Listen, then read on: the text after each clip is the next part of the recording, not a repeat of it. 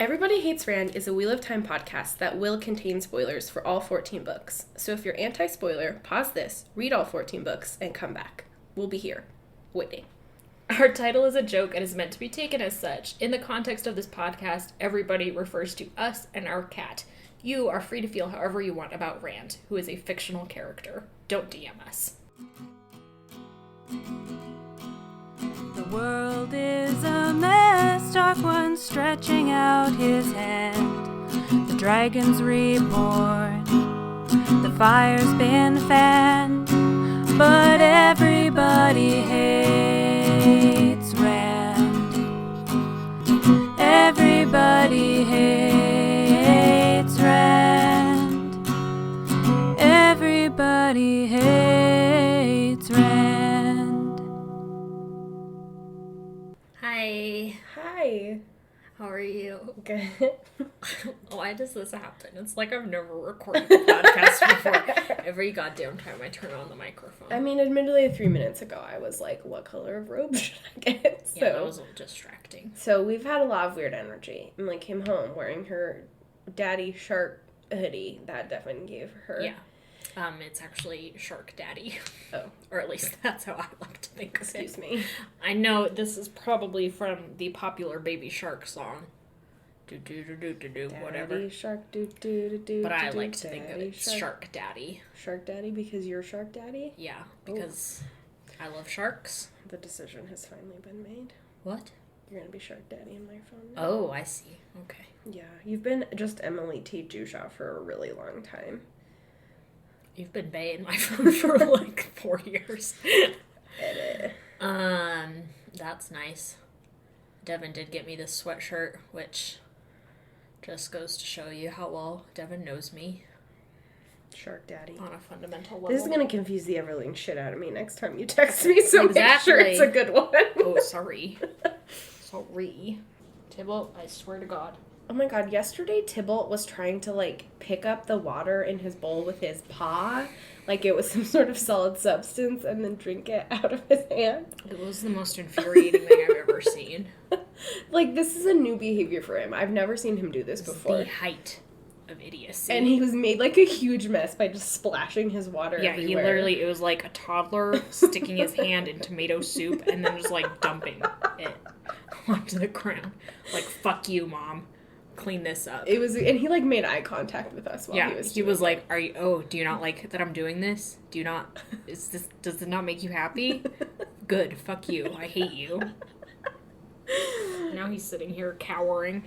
Anyway, not really. We're very nice to our cat. Sometimes it sounds like we're not, but Tybalt sleeps in my queen-size bed every night. And takes up half the bed. He's fine.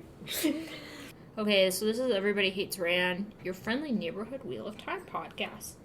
I'm Emily Jusha, and that's Sally Goodger. She's looking at her phone, sorry. though. Can't be fucking bothered to tune into her own podcast. I'm sorry. Someone was sending, 800 messages, and I was gonna tell them that I'm recording. I'm sorry that I am a fucking piece of shit. Why am I even on this podcast? Why do you blow it up like that? Why doesn't Emily host this podcast with Devin? He's much more charming than me. He probably wouldn't have been looking at his phone. First of all, Devin has not and would not read the Wheel of Time if you put a goddamn gun to his head. I think our 100th episode, which is coming up, should be you interviewing Devin about what he's gleaned from the Wheel of Time by listening him. He knows some characters. To EHR. I think that would be a really funny episode. Mostly he knows shit about us. I know, that's also haunting. It's super funny. It's fine because you're, his best friend. It's weird because I don't ever talk to Devin. I'm very fond of Devin. Our paths just never cross. The fact that Devin probably knows, intimate details about weird shit I've just said to all of our 6,000 listeners or whatever. He knows things about the things you say anyway, because I, walk into his house and I'm like, Sally just told me I look like the villain in Dark Kingdom. And he's like, you do. And I'm like, fuck you. Okay, but you did so much. Yeah, I know I did. I really did. It's really funny. It was hilarious. I debated whether or not to tell you, but then I looked at the picture and it was too funny. Yeah, you had to tell me because you were laughing hysterically. It's so funny. Okay, so here we are to talk about purportedly Wheel of Time. Do we, though? I don't know. I was listening Every week it gets... I was listening to our episode today because I was like, I don't remember how long we talked about the books we read on vacation. It was a really long time. I know it You're was a welcome. really long time, but then I was going through it and I was like, I don't want to cut any of this out because I need them to know just how many books we I read. know, it was pretty while on vacation. gregarious. But that's what Emily and I do. I also showed Devin the book cover that has the Arrow guy on it. Oh, yeah? Because he watched Arrow. I was like, next week's episode, you're going to hear me refer to a guy who looks like Arrow, and I just want you to... I know you'll text me and ask me what the fuck I'm talking about, so I'm just giving it to you now. And he was like, what the fuck? That is the Arrow guy. Yeah. So, Devin has... Proof Has- of yeah. sale. I opened my dad's Christmas presents Was it yesterday. Not all of it. He got me that knockoff Hydro Flask and the blanket gotcha. that's on my bed and some new pillowcases and a new makeup bag. But he also got me the Priory of the Orange Tree. Oh, the fucking... Yeah, and it's gigantic. Everyone who recommended that, first of all, it's going to take Sally 2 years to get Yeah, to I'm it. sorry. But also, when I eventually get around to it, it better be fucking as good as you all said it was. Yeah. Because I do not want to sit my ass down and read that long-ass book. It's hefty. My mom was like, what the fuck? My mom was like, is that a Wheel of Time book? Yeah, exactly. And I was like, surprisingly, no. And every time I sit down and read a Wheel of Time book, I generally regret it about midway through. Yeah. At about this point, actually, that we are about to talk Yeah, about. we're hitting my fatigue wall in the Shadow Rising for sure.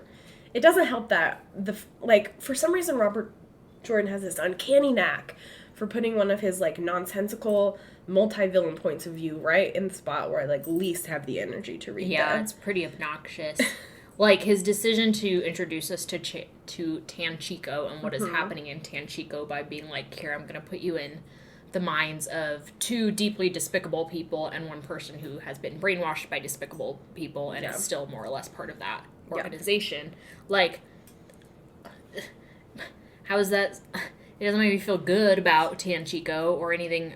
I care nothing for Tanchico now. Yeah, and I'm sure part of it is you're being introduced to this city that everyone is repeatedly this city is just like a cesspit. And so, of course, you have to start in the minds of characters who are themselves embodied cesspits. Yeah, But, you have the whole yeah. parallelism of every single one of these characters, going from a secluded elite place out into the streets, and then their different reactions to the extreme poverty that is apparently plaguing Tanchico. You have Egianan, who's sympathetic and tells us how she's been donating to soup kitchens and whatever, but she is also coming from the really classist standpoint of I can't give anyone money or they'll just swarm me and things like that. And then Carridin is just fuck them, I hope I run them over with my goddamn car. He's like, why aren't people in the street just shooting poor people? Yeah, why aren't we just... fucking Republican asshole. The The Utah Senate is why are we basically hunting people for Carridin. sport? Yeah. Come on. And then, what's her bucket? Liandrin just, does not notice them at all because she's not she's even so thinking about them. wrapped up in her weird self. Point of order. How Sure. would you pronounce Carridin's first name? Jaihim, Okay, I was thinking Yachim, with that Jewish. which isn't a great thing. I know, you I don't love it, but Yeah. that's what it made me think of too. Of I can't think of a parallel, but yeah, I was thinking the same kind of. Yeah, Yachim, Carridin's a terrible Jaihim. character, and it's pretty upsetting that we have to be in his head ever. Yeah. I feel like these books would benefit from completely deleting the Carridin Liandrin I know. subplot, because this goes on for books. I know, and I completely forgot about it. Yeah, I was like, because what is she it's doing so here? forgettable. Who Yeah. cares? Carridin is a forgettable character. I forget about him every time he's not actively on page. I know Carridin. I forget about him as soon as I stop reading his name. Yeah, it's I'm like, what? He's irrelevant. He's just People always be annoying. like, "Oh, White Cloak's in the city," and I'll be like, "Okay, great, Carridin's here," but I don't care. I can't damn. emphasize enough how little I care. Yeah, he's annoying. But, yeah. There's a lot of book 2 callbacks in these Yeah. chapters. For sure. First of all, in just the characters. Carridin, I think we probably last saw in book 2. I can't remember exactly, but that seems right to me when he was kind of had his orders to go stir up trouble on the Almouth Plain. Was Carridin's Was it the beginning of book 3 where He might have been when he Pedro had Nile or whoever was like, you have to kill Randolph or it will kill a member of your family? Yeah. And he references that here in a way that is like, he has no remorse about the fact that his cousin was skinned alive. At least it wasn't him. I mean, It's that his sister was, like, carried off to be brutalized. And it's just like, why? Like... Are you the shittiest character in the world? I know. I don't know why authors are like, I'm going to give you, like, a villain, but I want you to know they're a villain, so I'm going to do really terrible things to, like, NPCs. Yeah. Essentially, to just, like, show you how fucked up they are. And it's like, if you want me to invest in your world, then part of that is buying into the belief that all of the people in this world, even the ones I haven't met, are people and matter. Yeah. So, you know, it's basically just being like, you're okay with killing off people for the sake of your character's dumb. I don't know. It's a complicated issue. I just think villain points of view are stupid, as we've talked about many times before. Yeah. Especially if you have a villain who is as, like, black and white as this one. Yeah, or Liandrin. Like, Edgiana's presence in this chapter is interesting, because she's, like... Yeah, she's kind of like a contrast, but also she's in it, too, because... Yeah, because, like, she's still allied with the Shanshin at the moment. That's where her loyalties are. But she's at least sort of experiencing some sort of, like, moral evolution. Humanity? Perhaps. Whereas Carridin's like, gotta run over poor people, and Liandrin's like, I hate everybody. What if I just tortured everyone in my sight because I'm a demon? Yeah, like, you have Edgian going wildly from telling us how, she's meeting with, what's his name? Florin Gelb, who we last saw as, like, one of the dumbass pirates in Bail Dumong's crew, who fucked up, I guess, and he's just gonna be our criminal underbelly for the rest of this series. But when we have Edgian and talking to him, she'll be like, oh yeah, he tried to bring me a woman who he thought was a Soldan, but it was just some random woman, but I still shipped her off to Shanshin to be enslaved. Yeah. By the way, that woman's name was Laelwyn, which I never put together. That's the name Edgian then uses. Oh. Changes her name too. That's fascinating. It is, but it's never like those pieces aren't put together at all. Yeah. I think she says Laelwyn means shipless or something. And it's just like, okay, girl. What? Is this supposed to be like a hint to me, the reader, that you feel remorse about your past actions? About stealing Paris Hilton? Yeah, or whatever. Yeah. I guess she's just like, it's just some like dumb noble woman. Not to say that Paris Hilton is dumb, although I heard she was a Trump supporter, so maybe. So yeah, complicated. But yeah, Edgian goes from that to then being like, but I am actively keeping a woman chained in my basement. And she's just like super mean to her. The woman's like, why don't you let me go? And she's like, if you can get your own fucking freedom, trash. Yeah. It's like, what if? She's like, I'm confronting the reality that my entire government brainwashing is built on a lie. And it's like, okay, but have you considered there does not have to be human suffering involved in your and you're awakening. Like awakening. Yeah, because she's like, oh wait, does this mean that the women who control them are also able to channel? Oh shit. And she's like, this is horrible. This is horrible. I better walk away and keep this woman locked in the basement. Like, what? And there's so many of these characters who just, like, keep coming back. Like Bethaman, whatever the fuck her name is. She's gonna be around for the rest of the goddamn series. The dumb seeker guy. Oh, yeah. Who is waiting in Edgiana's kitchen so he can, I don't know, be mean to her. Yeah. Basically so he can be like, hey, just so you know, I know you received the orders to return Soldan to the Empire, but the between the lines of that was, we want you to kill them. Mm-hmm. Luckily, you seem to have understood that because you haven't actually returned any Soldan. And Edgian's like, oh, dunk. The fact that I'm keeping a woman locked in my basement is somehow working out in my favor. Yeah, it's like, what the fuck are you talking about? It was really confusing. And then we have Carridin, who's, like, making a deal with the goddamn king. Yeah. To, like, put this puppet Panarch, the king's girlfriend, into power, although no one has voted for her. Yeah. Carridin's like, yeah, that's fine, I'll do that, because I am a white man, and I love interfering in other countries' politics. Ha! Yeah. It's sad because it happens. It's happening currently. Yes. And then it's like, hey, I'm Liandrin, and I'm the fucking worst. Yeah. I just kill people left and right. Here's my girl band of other awful women who, like, kill cats for fun. Yeah. And it's just like, gross. why are we here? Yeah. Why is this happening? This hasn't given me any pertinent information.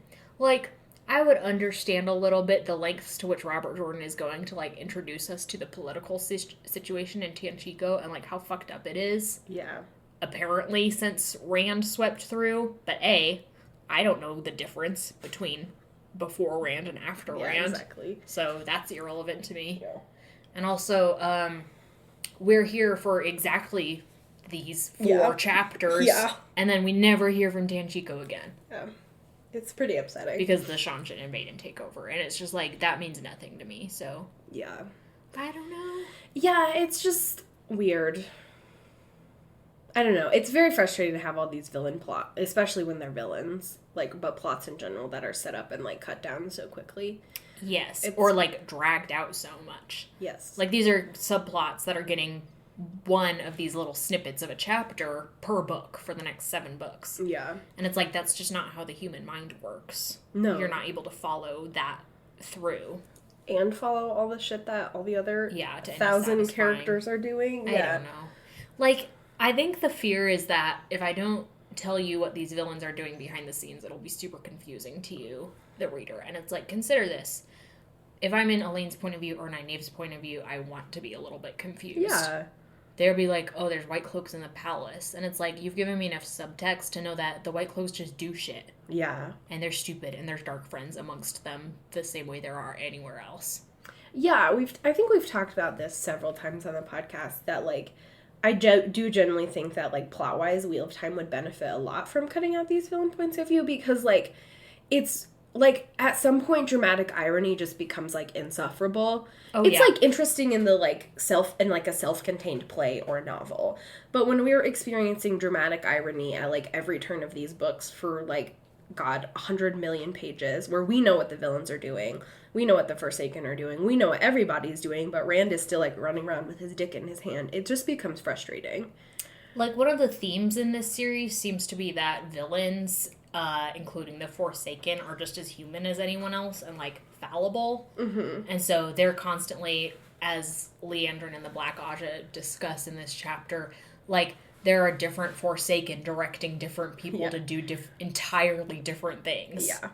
And so, of course, like, the Shadow is not actually equipped to get anything done because they're as entrenched in bureaucracy as everyone else. Yeah. But it's like, knowing that doesn't do anything for me. Yeah. It makes me less frightened of them all around.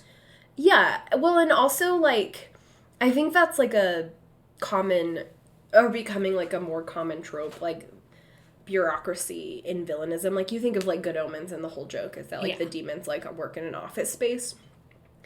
But, like, the, like, really frightening thing about Nazi Germany, for instance, is that they were, like, extremely efficient, and, like, the bureaucracy there, like, allowed them to turn, like, people's lives into numbers and paperwork. So, like, exactly, bureaucracy has always been, like, a part of people doing bad things. So, like, to say that, like, bureaucracy turns villains ineffective, I don't know. I just don't really buy it. It just makes it seem like your villains are dumb. Like, we've talked about, the Forsaken are not scary. The Forsaken aren't scary because they're so fucking stupid. Yeah. Every time Rand is, like, up against one of the Forsaken, I'm kind of, like, in the back of my head, I'm like, it's just as likely that Robin or whoever is gonna, like, trip on his own dick and just, like, fall off a cliff. Like, because that's how fucking stupid they are. They really are. That's probably the only reason I like Asmodeus, is because he just fucking owns that. Yeah, he's like, I'm a idiot. himbo, and I'm here to tell it. Like, I love you, Asmodine. come on. Yeah, it's just frustrating. I don't know. Yeah. Ugh. Okay. We also get, like, an Elaine, a Nynaeve chapter for the first time in, I guess, 2/3 of the book, it feels like. And it's like, wow, who else here is super excited to be in Elaine's head? It's a big double thumbs down from EHR headquarters. Elaine is so insufferable in this chapter in particular. But we do get to bring back Pirate Daddy Bail Domon. Yeah, another callback to book 2. Yeah. Last time we saw him, he was in Foam. And he just, like, spots them from a mile away. More evidence, by the way, that Nynaeve is Taviran. Yeah. That she just draws these people in. Mm-hmm. But Bail Domon sees them and is like, you guys, I totally left your asses. But in fairness, the harbor was literally blowing up. Yeah. So I did my darndest. Yeah. And they're like, no, that's fine. You did a good. You were a loyal gentleman. Please join our band of elderly... merry men. of sullen men, as Elaine points out. Elaine's like, oh my god, it's so hard to control them. Because she's something about, like, they suggest that they're not competent to handle the Black Aja. And I'm like, Elaine, it's not a question of competency. It's a fucking numbers game. There's 11 of them and 2 of you. What the hell? Yeah. You're also 100% being manipulated by Mistress Puppeteer Swan Sanche. Yeah. Like... Yeah. And Tom is at least smart enough to grasp that. Yeah. Elaine, seriously, is so annoying in these chapters. God, she's like, everybody's questioning me because I'm a princess, and they don't think I can do anything, but surprise, bitch, you can't. Girl, you're 16. No one can do anything when Yeah. you're 16. I know, like, or however old you are. Imagine being Tom, who's like, what, 70-something, 60-something? I mean, yes. And has, like, I imagine. lived through a lot of shit, and here rolls in this, like, 16-year-old asshole who's like, I know everything. I know everything, and I'm gonna hunt down the Black Aja, and every time you try and, like... Help? Have a modicum of sense, I am going to shoot you down so fast and, like, threaten you and just be an absolute asshole to you, because I'm drunk on power, and in this case, literally drunk. Yeah. And Tom's like, what have I done? Good God, why hast thou forsaken God, why hast thou forsaken me? Moiraine, why did you send me on this dumbass mission? Yeah. I could be with Rand. I could be with Rand, who's boring as hell, but at least Matt's also there. Yeah, he could be having a Gleeman fight with Asmodean himself. Can you imagine a And duel? Tom's like, this is horrible. A Get off goddamn the duel. stage. Yeah. A storyteller's duel. That literally just happened in the book I'm reading. Amazing. Yeah, Did Ilfing win? No, it was kind of a draw. And it wasn't really, it's complicated. Ilfing is so depressed, it's really sad. But I want Ilfing to just win and have all the gay shepherd boys he wants. I know, but he's like a few years older and less of a cinnamon roll now. I mean, he's still a cinnamon. No, he's not an asshole. At least not according to... It's very complicated. We can't talk about this right now. But I want to know about Ilfing. I'll tell you after the podcast. Okay, but yes, they roll off the ship and Bail Demon's like, I shall help you because I fucked you over last time. Even though he didn't, like, we're fine. They forgot about him, I'm pretty sure. Yeah, but they weren't like, just... we better go see if Bail Demon's still waiting for us in the harbor. No. They were just like, whatever, I'm gonna... Oh no, that was Min. I was gonna say cuddle Rand's unconscious body, but no, that was Min. Disgusting. It was Min's violative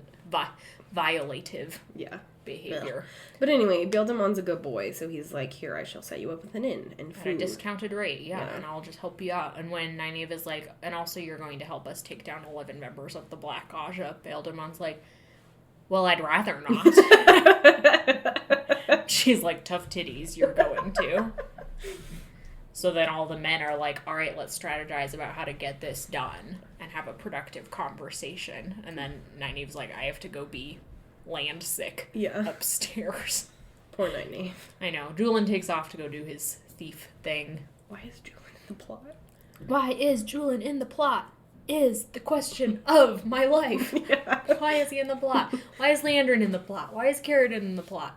Honestly, why is Juilin in the plot? I know, it doesn't make any sense. These are all just terrible character choices. I feel like we've replaced Juilin with someone before, but I also think a good replacement for Juilin would be Bail Domon. That might have been who we replaced him with. We were just like, he's like also a criminal. Yeah, he's mastermind. He's just a water criminal, and Juilin's a land criminal, and it's like, come on, boys. Listen, everybody needs a water criminal in their life. Yeah, Bail Demon's got it on lock. Yeah, and then I feel like he and Tom could have fallen in love. Exactly. Instead of Tom and Moiraine. And Oman and Edgianin. That's a pairing that has never really made sense to me. They're just both like, we both love the ocean, therefore we love each other. We can't marry the ocean, and therefore we must marry each other. Like, but... You no. don't have to. Robert, consider this. Not everybody needs to be paired off. It's incredible. They don't have to be. Some people are happy not being in a relationship.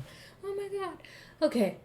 Then Nynaeve goes up to go to bed or to be sick or whatever, and Elaine's like, I'm gonna sit in the inn and listen to Tom tell his stories and let myself get incredibly drunk because, again, I'm a 16-year-old and I have no experience in the real world. Yeah, and well, there's also this, like, creepy boy who's like, I'm gonna get this girl drunk and rape her. Yeah, and help her up to her room. Yeah. Quote unquote. Horrifying. Which is, like, horrifying, and Elaine's a victim of that. And yeah, not Elaine's fault, but... Not Elaine's fault, but also Elaine definitely is very young and has had no experience with this. She tells us explicitly. She's like, I've never just sat in a common room before. Yeah, and it's like, again, like, not her fault at all. No victim blaming. But there's also, like, you know, you reach a point when you're a young woman and your parents are always like, never let a man give you a drink at a party. Never leave your drink unattended. Yeah. Like, monitor the way that men behave around you and alcohol because there are people out there who fucking suck. And so the fact that Elaine is, like, not necessarily aware of that just points to, like, her naivety, as it were. Yeah, it's also especially weird to just have this, like, shadow of sexual violence overhanging this when it's, like, beyond the stuff happening to Carridin's family, for example, or the stuff happening in Rand's dream vision, whatever, with the ale. It's, like, sexual violence doesn't actually really occur too much against the female protagonists in The Wheel of Time. Yeah. So it's like, I mean, the male protagonist, sure, it's a fucking free-for-all, apparently. Very weird. But rarely are the female characters at risk of that. So it's like, to have that be kind of like the joke in the background, it's genuinely played for weird laughs. Yeah, and it's like not... Funny, because in a way the joke is that, like, oh, Elaine is too stupid to protect herself from this. Right. When it really should be genuinely horrifying that there are people out there willing to do this to people. Right. So it's weird tonally. The whole thing is just supposed to be funny. Yeah, and then Elaine's like, oh no, my dad issues are coming out. So she, like, marches up to Tom's room, assaults him by yanking on his dang mustaches, and is like, I remember that you were in my childhood. Here's my memory. Why was my mom sitting on your lap? Were you and my mom fucking? And Tom being like, yes, obviously, because your mother is a woman with agency. Yeah, and Elaine's like, my mom's a big whore, like Bear Elaine. And Tom's like, what the fuck? Tom's like, what the hell? Yeah, and slaps her, which is like, maybe don't do a violence, but deserved. Maybe don't do a violence, but also, like, girl, you out of line. Yeah, Elaine's like, mom's a big whore, and I hate you. And Tom's like, you're the worst. Do not talk about your mother like that. Like, what I wish Tom would say was that, yeah, your mom is a big whore, and she's fucking awesome. Yeah. Because there's nothing wrong with being a huge whore. Yeah, exactly. Obviously. Look at Could Bear Elaine. You imagine if Tom said fucking that? Rocking it. Yeah, Tom's like, yeah, your mom is a whore. Your mom and is she's a whore, amazing. And it's a good thing, and she's incredible at it. Yeah. What are you talking about? Look at all the great connections she's made. Yeah. Good for her. Look at her. That would have been ruling. The sex positivity, the hero of the story would have been Tom Merrilin. This is a patriarchal world as much as Robert Jordan would have you believe otherwise. So Tom's like, how dare you? Your mother is sacred.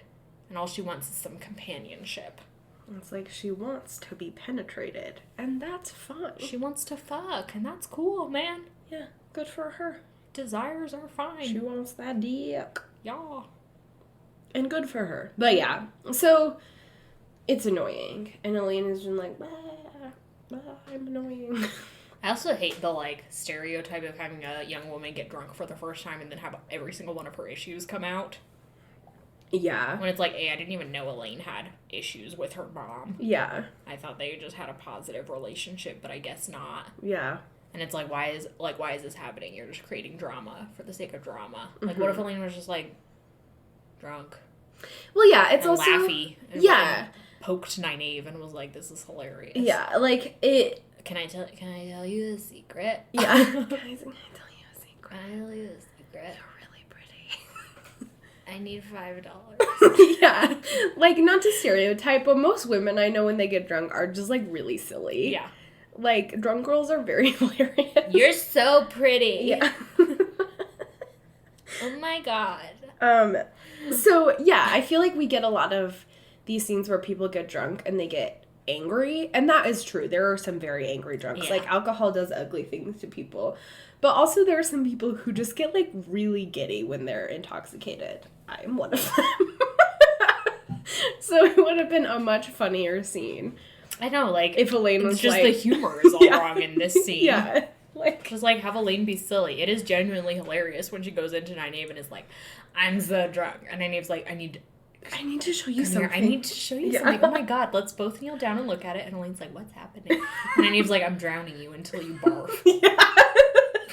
Because that's the cure for... It is very funny. And Elaine's like, ooh, look at my reflection. Oh, I'm so pretty. And Nynaeve's like, perish. Fuck off. Does the, like, Inigo Montoya and physic thing. That is a very hilarious moment. And yeah, then Elaine just, like, barfs up her guts. And Nynaeve's like, there. You deserve it. Yeah, she does Goddamn. deserve it. Then Nynaeve's like, fine, I guess I have to go into Teleron Riata and look for Juilin because we've been concerned for her ever since she disappeared. And she does, and immediately sees Asmodean inspecting the boundaries of Ruidaean, or at least that's what is in... We don't really have any descriptive features, but now we've read the book and we know Asmodean's interested in Ruidaean because he just interrogated Matt about it. And Brigitte shows up and is like, you should probably not be here because that man gonna kill you. And Nynaeve's like, me. Nobody can kill me. No man can kill me. I'm unkillable. At least by men. At least by men. The audacity. And Brigitte's like, please get out. I hate you. And Nynaeve goes to the Two Rivers and immediately runs into Slayer. Yeah. Who's like, hey, fuck you. I'm gonna shoot you with an arrow. Yeah. And Nynaeve's like, but Lan. Yeah. The drama. The drama. And then wakes up and is like, I got nicked by an arrow. By a man who looked like Lan. Man. Man. Lan. Lan, the Maytag man. Unfortunate. Unfortunate, to say the least. Then the next morning, Elaine's like, I wish I was dead, which is pretty fucking relatable. Yeah. Like, I know she's super hungover, but it is also just the morning mood. I know. I wish I was dead. Every morning I wake up and I'm like, Tibble, what if we died? Yeah. And then she lies to Tom about not remembering the night before so that she doesn't have to confront her daddy issues. Yeah. Which is just going to be so awkward for the next 4 books or whatever. And then Juilin comes back and is like, yeah, I've already found out that they're probably in this city. And everyone's like, be more careful, Juilin. And he's like, consider this. No. Consider this. My only reason in the plot is to disperse some information. Yeah, is to come It's in like... here with a little, what? Have you seen Galaxy Quest? Yeah, of course. When Sigourney Weaver is like, my only role on this ship is to repeat what the computer tells me and you will not take it away from me. That's what Julian's like. My only role in this plot is to give you one piece of information. One piece of information that Robert Jordan slipped to me. Put it in my pocket. Just found it there. It's like, oh, hey. I'm plot relevant. Look at me. Oh my god, I love Galaxy Quest. I do too. I want to watch it again. It's a very funny movie. It's so fucking funny. Anyway, so then they like start concocting a plan. And Nynaeve's like, yeah, we're just gonna disguise ourselves. And the boys are like, oh god, this will go terribly. And that's like the goddamn end of the chapter. Yeah. Nothing happens. And we won't catch up with these women for 8,000 pages. more paint. I don't know. Did we go to Perrin after this? I can't remember. I can't remember. I can't recall. I mean, there's still a lot we have to do with Perrin. He has to have, like, a whole-ass fight. He has to get married. He has, like, 6 fights. He has to get... What's his name? Adam? Oh. Yeah, Adam? Adam? No, what's his real name? Aram. Aram. Adam is the bracelet. The bracelet. It's Adam? so funny. Every time I read Wheel of Time, I'm reminded of the fact that there is not an infinite supply of fantasy names. Yeah. And Robert Jordan, at some point, was just like, I'm just going to take a fantasy word and change one letter, and that'll be my next name. And he just got away with that, like, 96 times. Yeah. Like Logain. He just put an I in We there. just let him do that. We were like, Aram. He just changed the D to an R. ugh. Okay, anyway. One of them is literally named Matt. I don't feel like we talk about that enough. Yeah. Like, I know his name is Matrim, but there's literally a fantasy character named Matt. Matt. Matthew. Matt. He's named Matt. Yeah. We don't Like, talk what? about that enough. Like, that's fine, I guess. There's no, like, law unless you consider Jert to be law. That fantasy names have to be, like, weird. And then there's Tom. Yeah. But it's, like, Matt, Tom. And then there's fucking Swan Sanche. Swan Sanche. Moiraine. Moiraine. God, fuck. Galadrid Damodred. Don't invoke his name. Don't bring Is it it Galadrid? Galad? It's something like, there's, like, so many syllables in his I name. can't even. My mind goes blank Yeah, when it's I try like- and visualize it. It's like being shot. Anyway, these chapters were stupid. Yeah, that fucking sucked. I wish I was dead. I wish I was dead. You're so pretty. So, that's that. One time, speaking of drunk girls, one time one of my friends perhaps got a little too intoxicated and went up to Emily and was like, "You're so pretty, Sarah." And I was like, who's Sarah?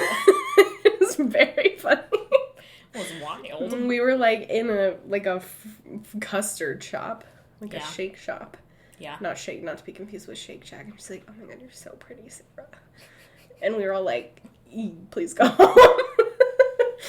So anyway, drunk girls are funny. Drunk girls are funny. Drunk women and gay men love to tell me I'm pretty. And I'm like, consider this. Leave. Maybe I don't want to be pretty. Consider this. Maybe I want to be terrifying. Yeah. Maybe I want to strike fear in the hearts of men and sharks.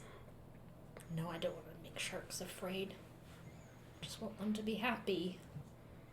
And okay. And get all the fish they need to eat. And not people. Maybe some people. Well, yeah, maybe Like bad some people. select people, yeah. Most of the people that the sharks try and eat aren't bad. That's true. Can't really make that. We can't make the sharks judge, jury, and I executioner. feel like we can, though. Like, We just what send- a more simple justice system We just would send have. 10 people into the ocean who have been accused of crimes, Yeah. and the one the shark eats is guilty. Yeah. That's the new witchcraft trial. Yeah. If the shark eats you, you're a witch. Take that, Salem. Take that, Salem. I'm better at things than you. Okay. Oh my god, we still have so much. Are you just trying to stop the podcast? What? We gotta, like... Yeah, I know I was just kind of... Oh, okay. I thought you were just gonna, like, cut us off there. at Okay, the bye. end. No. It's like, oh god. This has been the podcast. Thanks to Glenn McKenzie for the use of our theme song. It's so nice. Happy holidays to those who celebrate Christmas Or Hanukkah, or or Hanukkah Kwanzaa. or Kwanzaa or- or any of the Or other holidays. a solstice just passed. The winter solstice, when this comes out, will have passed on Saturday. So if you celebrate the solstice, yeah. Happy all holidays. Hope Happy you have holidays. a nice one and you don't have to work, but just know if you have, we've been there. If you do have to work, I mean. Especially Emily. We've been there. I had to work Christmas Eve last year until like 11 p.m. and it was the worst. So it will get better, just so you know. And we have some announcements. One is that if you haven't seen it already, we have our sticker vote up on Patreon for our patrons to vote. Am I supposed to be announcing this? Yeah, no, it's good. Okay. Our patrons, we have selected 5 submissions, and we would like you to vote so that we can eliminate 2 and get to the top 3 Yeah. that we will then produce. If you are worried because you submitted a sticker and it's not up, don't be. We loved them all, and we are also hoping to do more rounds of more stickers in the future. Also, if you're sad and missed the memo that we couldn't do a grave is no bar to my eat or whatever the fuck it was, that's because we're afraid of being sued. So Deeply afraid. I live in fear of that all the time. So that's why. I mean, I feel like it's become a more valid fear now that we are placed up against Amazon.com. Yeah, Jeff Bezos could assassinate me Oh my god. and get away with it because he's rich and white. Yeah, but anyway, yeah, that is unfortunate, and maybe at some point that could be something that happens, but for now we've got 5 really amazing EHR-related designs that some really amazing artists did. All of them, like Emily said, were really amazing, so thank you to everybody who submitted and took time out of your extremely busy lives to draw something for our Ding Dong podcast. Mm-hmm. But that vote, as of today, will have been up a week, so get your vote in today. I'm guessing up a week, maybe today or tomorrow. Get your votes in tomorrow morning at the latest, and Once we get our votes, we can start producing merchandise. I'm working on our sticker budget. Very exciting. I love a budget. It is very exciting. I like watching Sally do her numbers thing. Just doing accounting and things. Oh my god, now that we have a printer, I can completely reconcile the EHR books, and I'm like, it's making me very excited. Our other announcement also related to Patreon and money, so if you're not a patron and don't plan on becoming one, I guess you can skip this part. Okay. But if you are a patron, especially if you have made a $5 contribution, $5 a month contribution, then this is relevant to you. We are deciding to up the how do I say this? We're deciding that the current reward for $5 patrons, which is the graffitied Wheel of Time books, we're going to boost that up to a $10 a month contribution. Do not panic if you are currently a $5 contributor. We will grandfather you in. You will still be receiving your books. You don't have to pay us $5 more a month. Yeah. So you have, if you are planning on becoming a patron or would like to up your donation to $5 a month so you can get one of those books while they're cheap, Yeah. then do that before January 1st because that is our hard cut deadline. After that, $10 is how you get a book. Yeah, and on that, if you want to join right now at the $5 level, we might probably, if you're joining right now, just to, not that I think any of you would do this, but we'll probably make you wait at least 5 or 6 months for your book, because the reason we're upping them is because they're a lot of labor, and Emily and I would like to pay ourselves a little bit more for the intensive labor that we put into those, so we really, to avoid someone paying us, not that we ever get them out within the month, but there might be a little bit of a waiting period, but you can still get in at the $5 level. Did that make sense? It did, yeah. Just know if you are currently waiting on a book or are going to be waiting on a book, there is a waiting period. Yeah. We do know that you're there. We make a note of everyone, and we make an effort to make personalized books for everyone, and that's why they take a while. We usually pump out one a month, if that tells you anything, because we both have full-time jobs. Sally has 2 jobs. And so we're doing this kind of on our free hours. Free hours, which we don't always get a lot of. Especially, things have been really crazy. We've both had family members in the hospital in some constellation over the past I have a sister getting married this month. My sister's getting married. Everything. I'm about to enter gala season, which means if you're a person who loves me, don't anticipate seeing me until June. Anyway, on Patreon level, we're also going to be so that means the $5 tier then is blank of rewards. We didn't want to boost up every reward because that would be unfair to everyone currently paying for those. So we're kind of looking for any suggestions of what you guys would want us to give to our $5 contributors. Yeah.